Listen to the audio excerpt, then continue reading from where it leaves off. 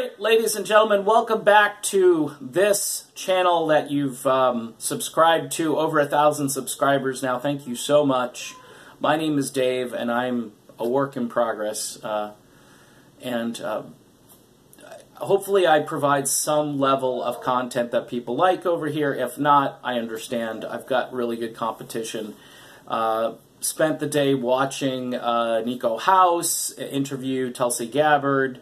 By the way, this video is going to be about what happened to Tulsi on TYT, which I think is just an abomination. I mean, who do they... my question for TYT is, so who do you want instead? Do you want Bernie instead, or do you want one of these establishment types that you're going to get and then you're going to be all in for, and then, you know, fall in line with the rest of the establishment media trying to prop up the puppet? We heard that yesterday. We heard Joe Biden is getting is he getting sued, or there are allegations that he inappropriately kissed a woman, and there are so many pictures. As being from the center right, the conservatives love to paint Uncle Joe as a creep, and he's a creeper. He's definitely a creeper. He's been a creeper for a long time, and I mean, you're going to go from Trump to Biden? I guess we just want the same thing and a different, you know, you go from an R to a D.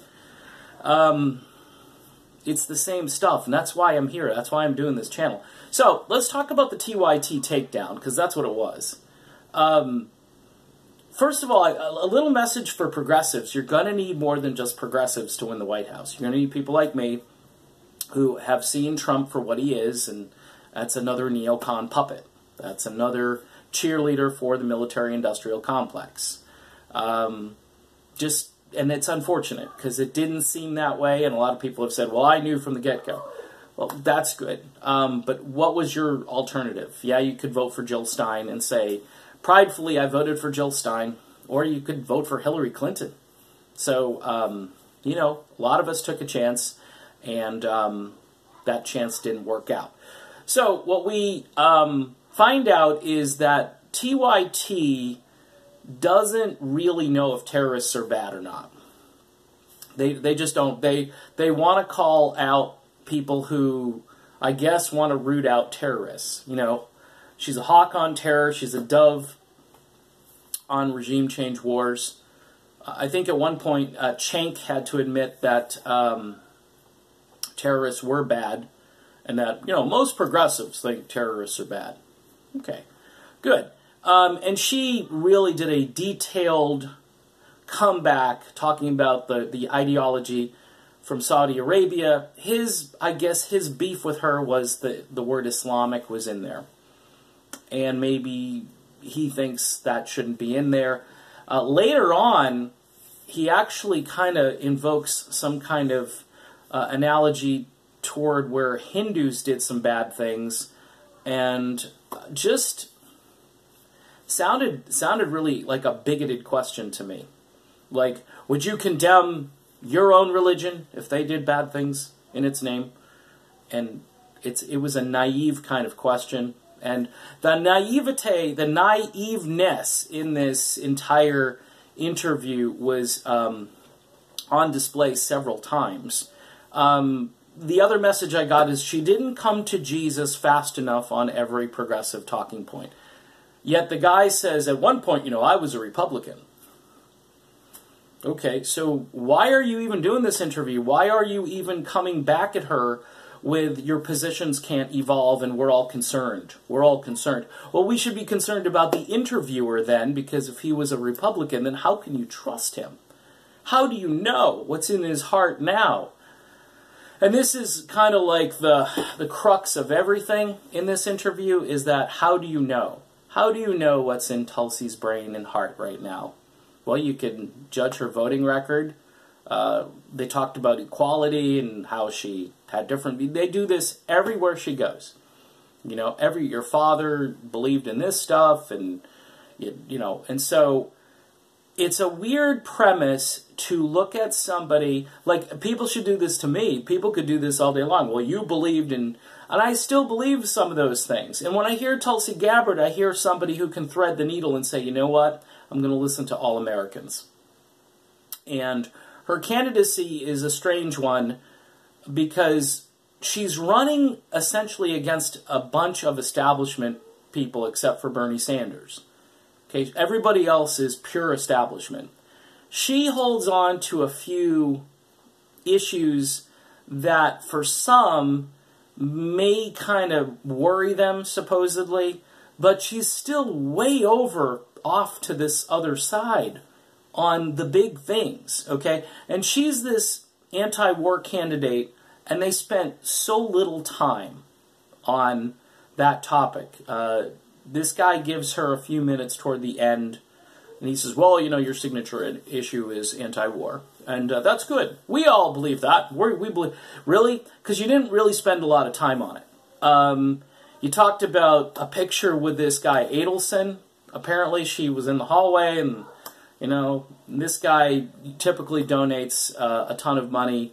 I think he donated a ton of money to Trump, and so she had her picture done, and he's making it out to be that they have a cozy relationship, and she's like, I was walking down the hall, and the guy, you know, saw me and said, hey, can we get a selfie here?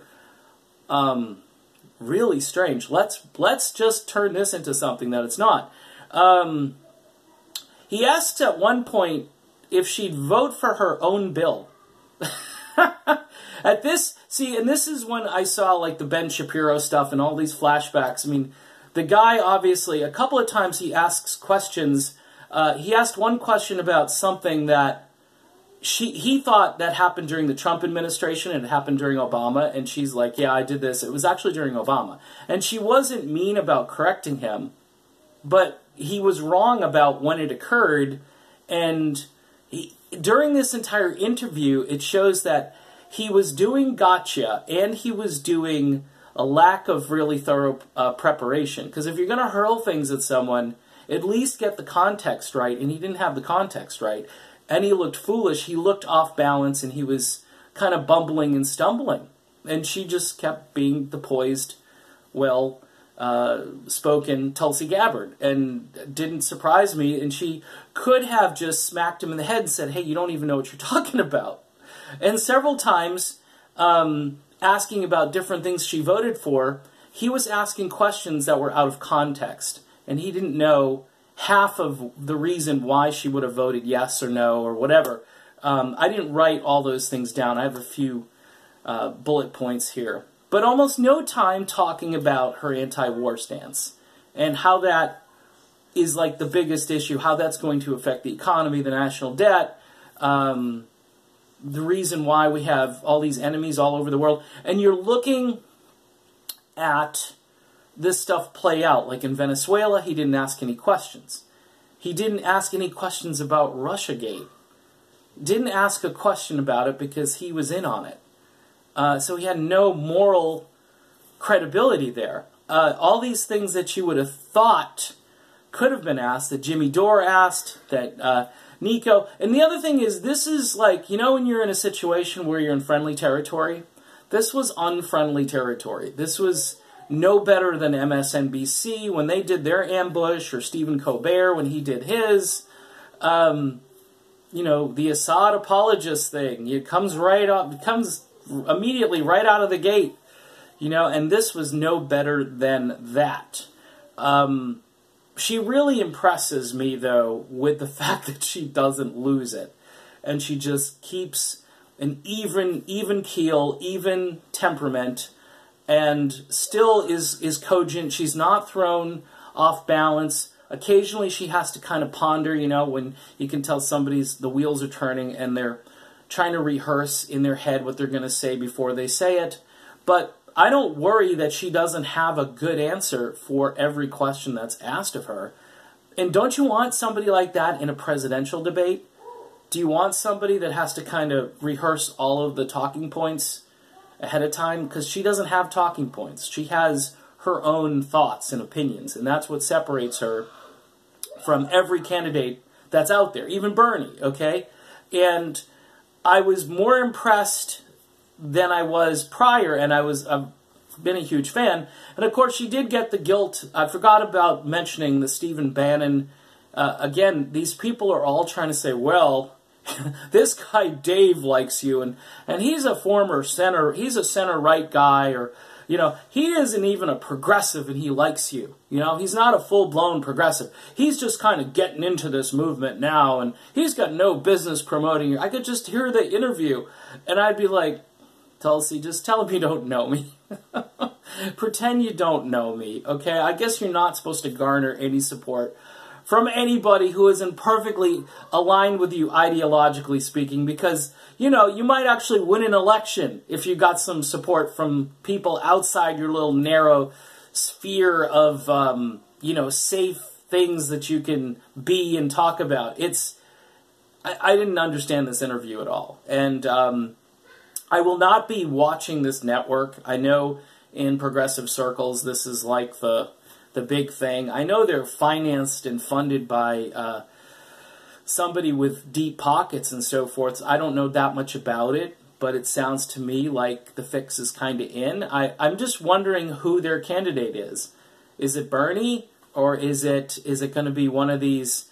Is it Kamala Harris? Is it somebody who's like kind of mainstream enough where they can get behind, and then, you know, but if they're going down a litmus test of things that you have to be, none of these other people, maybe Bernie, but none of these other people are really going to be what they want them to be, and they're not going to pass their progressive exam or whatever they're trying to do. The interview with Jimmy Dore and with Nico House was so much better. So much, I mean, she was just, I mean, they had a nice rapport.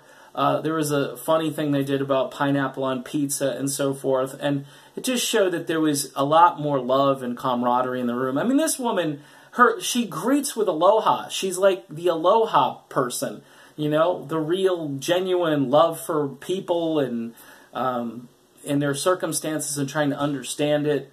I really did not like this interview, so if you didn't get that. But if you want to go watch it and find out what she's up against, because this is supposed to be friendly territory, and it's not. It's not. It just shows why she's such an important candidate and how anti-establishment her views are. All right? So I'm done with this video. And again, thanks for your support and for subscribing, and more content is on the way. See you soon.